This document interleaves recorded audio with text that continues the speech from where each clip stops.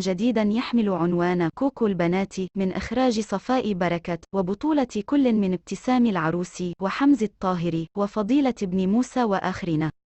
ويحكي الفيلم التلفزيوني عن قصة حب تنشأ بين شابين خلال فترة الدراسة الجامعية تتكلل بالزواج، ثم يتابع كل واحد منهما مسيرته المهنية قبل أن تنقلب حياتهما رأسا على عقب بسبب عدم قدرتهما على الإنجاب، فتلجأ الزوجة إلى عالم يوتيوب بهدف التسلية ومحاربة الفراغ الذي تعيشه، وهو الأمر الذي يعارضه زوجها أول الأمر، لكن مع مرور الوقت تتربع القناة على عرش التوندونس ليجد نفسيهما داخل دوامة عالم المظاهر الفاخرة.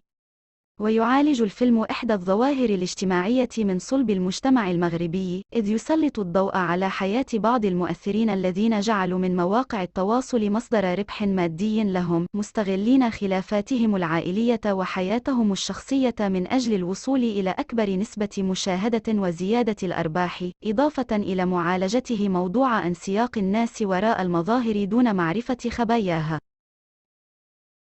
لا تنسوا الاعجاب بالفيديو والاشتراك في القناة.